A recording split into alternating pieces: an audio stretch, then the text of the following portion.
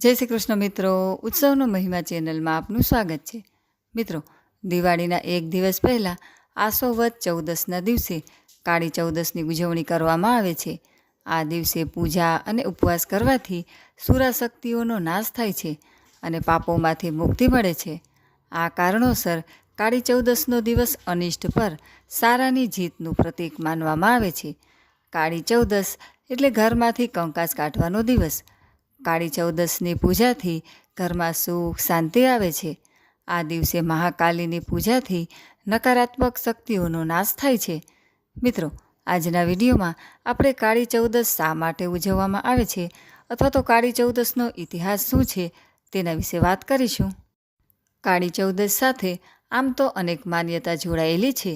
એક પૌરાણિક કથા છે કે નરકાસુર નામના રાક્ષસે 16,000 જેટલી કન્યાઓને કેદ રાખી હતી.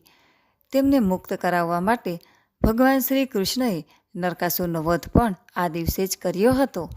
આ વધ તેમણે પોતાની પત્ની સત્યભામા સાથે મળીને કર્યો હતો, જેથી આ દિવસને નરકા ચતુર્દશી કે નરક ચતુર્દશી કહે છે.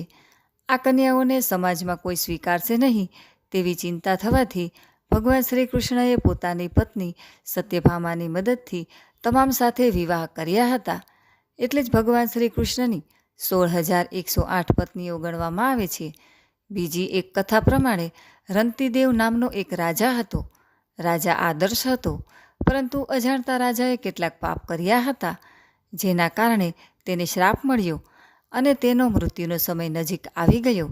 રાજાની પત્નીએ પોતાના પતિની રક્ષા માટે આખા મહેલમાં દીવા પ્રગટાવ્યા અને આભૂષણોને દરવાજા પાસે એક જગ્યાએ એકઠા કર્યા અને યમદૂત સાપના રૂપમાં મહેલમાં પ્રવેશ્યા.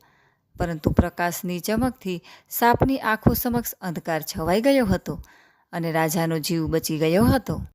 ત્યારબાદ સાપે યમદૂતના રૂપમાં દર્શન આપ્યા. ત્યારે રાજાએ તેના પાપ વિશે પૂછ્યું હતું.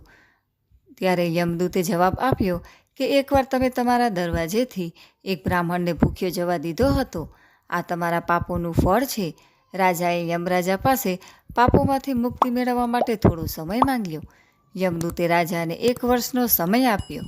બીજા દિવસે રાજાએ ઋષિમુનિઓની પાસે જઈને પોતાની તકલીફો જણાવી અને પાપોમાંથી મુક્તિ મેળવવાનો ઉપાય પૂછ્યો.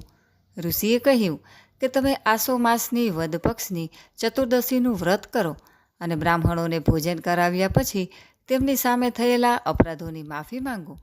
રાજાએ એવું જ કર્યું. આ રીતે રાજાને પાપોમાંથી મુક્તિ મળી અને વિષ્ણુલોકમાં સ્થાન મળ્યું. ત્યારથી કાળી ચૌદસનો તહેવાર ઉજવવામાં આવે છે. આ દિવસે પૂજા અને ઉપાસના કરવાથી સુરાશક્તિઓનો નાશ થાય છે અને પાપોમાંથી મુક્તિ મળે છે. આ કારણોસર કાળી ચૌદસનો દિવસ અનિષ્ટ પર સારાની જીતનું પ્રતીક માનવામાં આવે છે. તો મિત્રો, આજના વિડીયોમાં આપણે કાળી ચૌદસ શા માટે ઉજવવામાં આવે છે તેની પાછળનો ઇતિહાસ અને દંતકથાઓ વિશે વાત કરી. વિડીયો પસંદ આવે તો લાઇક શેર કરી ચેનલને સબસ્ક્રાઈબ જરૂરથી કરજો.